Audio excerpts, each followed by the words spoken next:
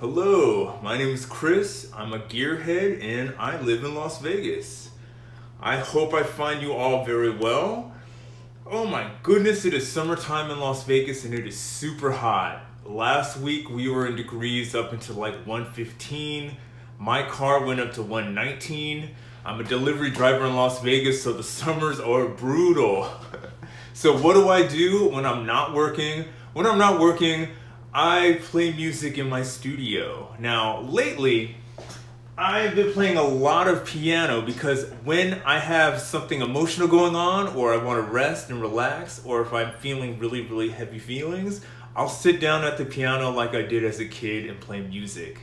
But as I got older, I decided to diversify and I've got a full studio in here. Now, a lot of my gear is 1980s gear, and my love for the 1980s is based upon, I grew up at that time. The music was different, it was iconic, and people wore really crazy clothes and makeup. So I kind of fell in love with that as a kid. Now lately, I have been doing mixes with all of my Keytars from the 1980s. Just so I can fall in love with each and every one again, fall in love with the sounds, and what I've been doing is I've been making mixes on my Tascam tape recorder, and I've been making mixes of the different sounds of each and every Keytar I have. So I am going to bring you around all of my Keytars and their sounds and what they can do, and I'm hoping it'll be a lot of fun.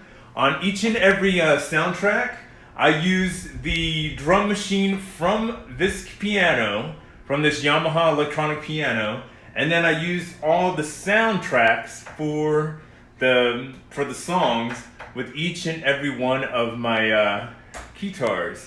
So we're gonna go through the Keytars one by one. We're gonna listen to their sounds, and I hope you dig. Now what we have here is the Korg Poly 800.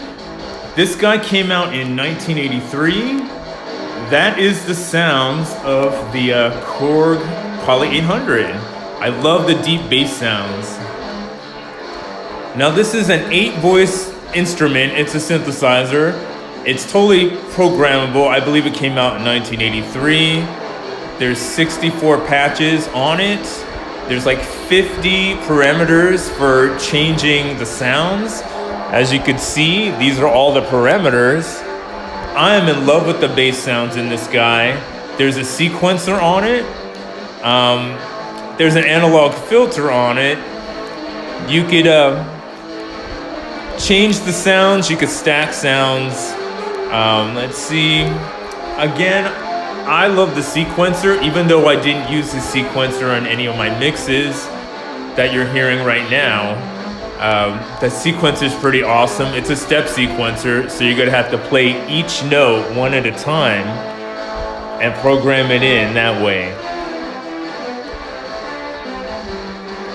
As you can hear, the bass sounds are pretty darn fat. The cool thing about this guy is it's also a Keytar. It's one of Korg's, I love this. I believe this is Korg's first Keytar. It's an analog Keytar. You could program it, you could change the sounds. There's so many things you could do on it. It's got 2 DCOs, 2 oscillators. You could combine them. It's pretty darn awesome. Even the patches on this, they're pretty darn smooth.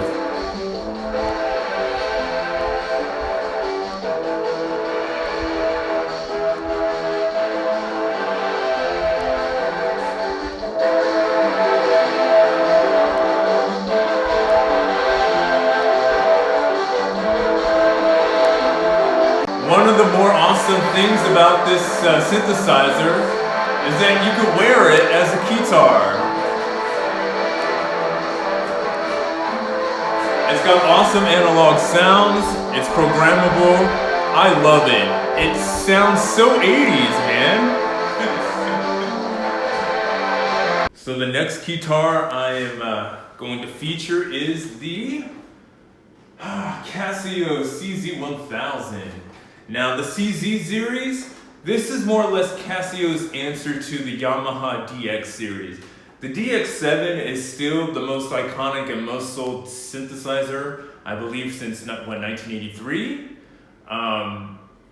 Casio wanted to catch in on that. They wanted to cash in on that, so they made the CZ series. Now there's a whole bunch of these keyboards using Casio's technology. They couldn't exactly copyright. They couldn't copy the Yamaha copyright, so they decided to make something called phase distortion instead of frequency modulation. Basically, it's their version of frequency modulation, Yamaha's copyrighted synthesis. So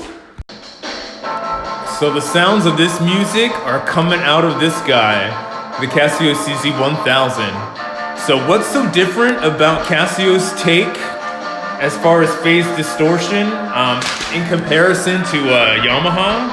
Well, basically, this guy takes a sine wave, and you're able to manipulate the sine wave in order to create your different sounds. More or less, Yamaha uses algorithms in their DX series. This guy, sine waves. And an annoyingly 8-phase envelope system, which is awesome and gives you a lot of control over manipulating the sound. But it's also a big pain in the butt because you have to use 8 different stages in order to edit like each and every one of your sounds. So totally 1980s.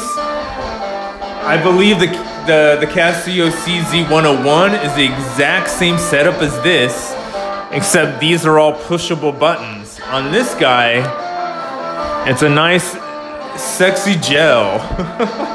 Sexy gel buttons. Full-size keys. Again, you could change the sound waves in this. You can edit. It takes a long time to edit, but there's a lot of really cool bass sounds and pads on this guy. Again, the music you're listening to, it's all the same songs, but all the sounds are coming out of this guy.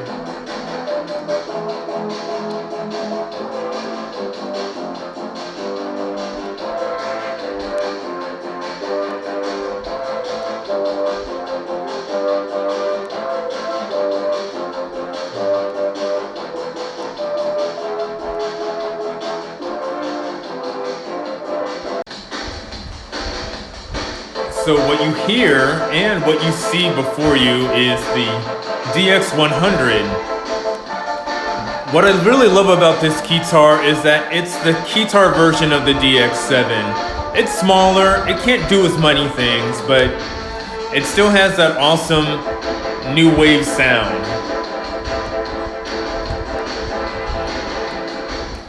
Now, Yamaha's DX100 uses frequency modulation. Basically, you have a whole bunch of patches. I believe it's like 50 patches. Let's see.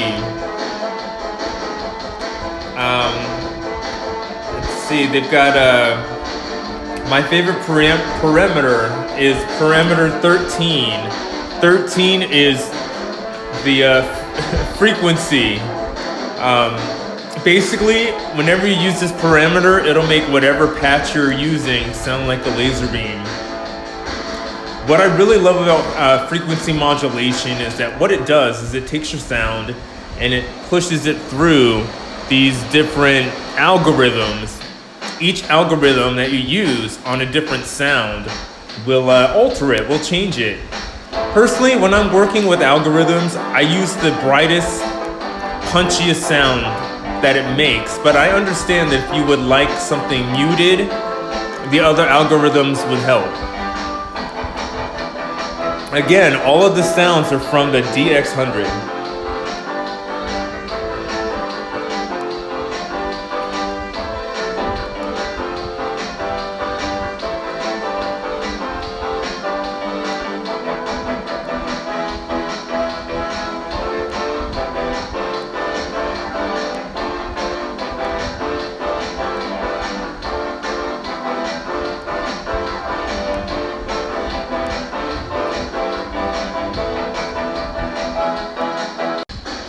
So this last Keytar I wanted to feature for you is the Korg 707. It's a performance Keytar. It's got FM sounds in it. It's really easy to manipulate. Most of the sounds that are in this guy is leads, man. Leads, pads, thick basses. These little switches up top you can use in real time to change your envelope. All of the sounds you're hearing are the sounds from the Korg 707. It was really hard to do backup and lead sounds on this guy, but it can be done.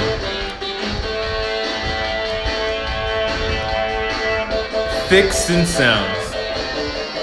All PCM sounds or FM sounds, actually. It's really awesome. This is Korg's version of the of FM synthesis. Editing not very hard. You can layer sounds on top of each other. You could split sounds. It's really awesome.